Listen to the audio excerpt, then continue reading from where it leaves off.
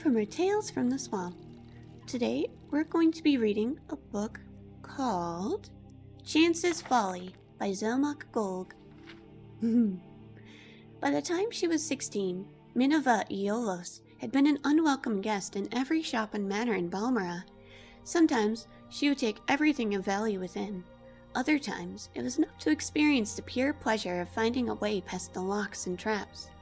In either situation, she would leave a pair of dice in a prominent location as her calling card, to let the owners know who had burgled them. The mysterious ghost became known to the locals as Chance. Ooh. A typical conversation in Balmer at this time.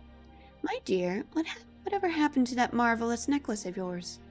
"My dear, it was taken by Chance." The only time when Chance disliked her hobby was when she miscalculated, and she came upon an owner or a guard.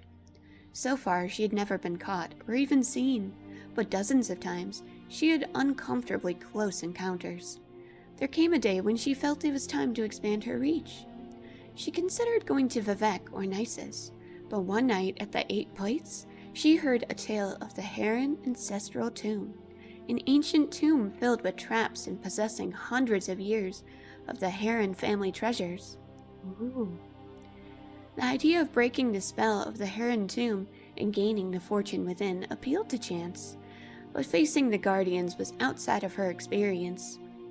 While she was considering her options, she saw Ulster Moresby sitting at a table nearby, by himself as usual.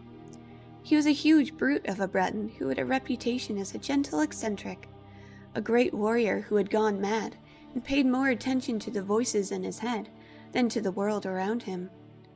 If she must have a partner in this enterprise, Chance decided, this man would be perfect. He would not demand or understand the concept of getting an equal share of the booty. If worse came to worse, he would not be missed if the inhabitants of the Heron tomb were too much for him, or if Chance found his company tiresome and elected to leave him behind. "Ulster, I don't think we've ever met, but my name is Minerva," she said, approaching the table. "I'm fancying a trip to the Heron Ancestral Tomb. If you think you could handle the monsters, I could take care of unlocking doors and popping traps. What do you think?" The Breton took a moment to reply, as if considering the counsel of the voices in his head. Finally, he nodded his head in the affirmative, mumbling, "Yes, yes, yes. Proper rock, hot steel, chitin, walls beyond doors, 53, 2 months and back." "Splendid," said Chance, not the least put off by his rambling. "We'll leave early tomorrow." When Chance met Ulster the next morning, he was wearing chitin armor and had armed himself with an unusual blade that glowed faintly of enchantment. As they began their trek, she tried to engage him in conversation, but his responses were so nonsensical that she quickly abandoned the attempts. A sudden rainstorm swelled over the plain, dousing them, but as she was wearing no armor and Ulster was wearing slick chitin, their progress was not impeded. "Oh, Pastel, okay, baby." She wants to go on my lap again. "There you go, baby girl. There you go, kitty. I love you, I love you, I love you, I love you. She is so good." Into the dark recesses of the Heron tomb they delved. Her instincts had been correct. They made very good partners.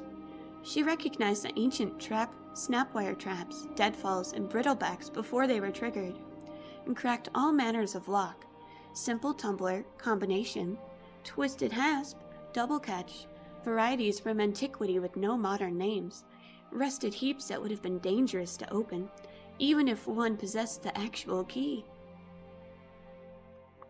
Ulster, for his part, slew scores of bizarre fiends, the likes of which Chance, a city girl, had never seen before. His enchanted blade spell of fire was particularly effective against the frost atronachs. "Okay, Pastel." She just turned around. "What a good girl." He even saved her when she lost her footing and nearly plummeted into a shadowy crack in the floor. "Not to hurt thyself," he said, his face showing genuine concern. "There are walls beyond doors, and 53, drain ring, 2 months and back, proper rock. "Come, Mother Chance." Chance had not been listening to much of Ulster's babbling, but when he said Chance, she was startled. She had introduced herself to him as Minerva. Could it be that the peasants were right, and that when men spoke, they were talking to the Daedra Prince Sheogorath, who gave them advice and information beyond their ken? Or was it, rather more sensibly, that Ulster was merely repeating what he heard tell of in Balmora, where in recent years Chance had become synonymous with lockpicking? As the two continued on, Chance thought of Ulster's mumblings.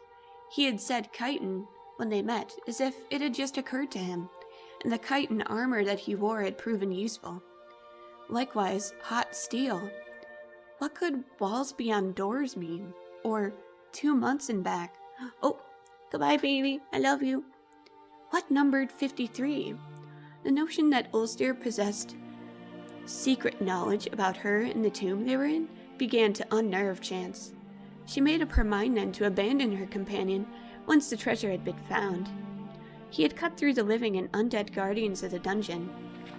If she merely left by the path they had entered, she would be safe without a defender. One phrase, he said, made perfect sense to her: drain ring. At one of the matters in Balmora, she had picked up a ring purely because she thought it was pretty. It was not until later that she discovered that it could be used to sap other people's vitality. Could Ulster be aware of this? Would he be taken by surprise if she used it on him? She formulated her plan on how best to desert the Breton as they continued down the hall. Abruptly, the passage ended with a large metal door secured by a golden lock. Using her pick, Chance snapped away the 2 tumblers and bolt and swung the door open. The treasure of the Heron tomb was within. Chance quietly slipped her glove off her hand, exposing the ring as she stepped into the room. There were 53 bags of gold within.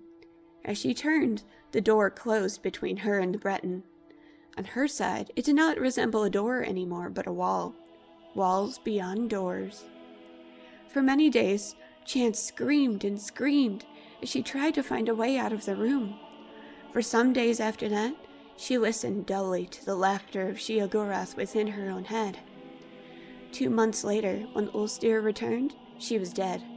He used a rock to prop open the door and remove the gold. Dun dun dun! What a good story! What did you guys think? Did you enjoy it? I really hope that you all are enjoying these tales from the swamp. Thank you so much for joining me. Have a very comfy night.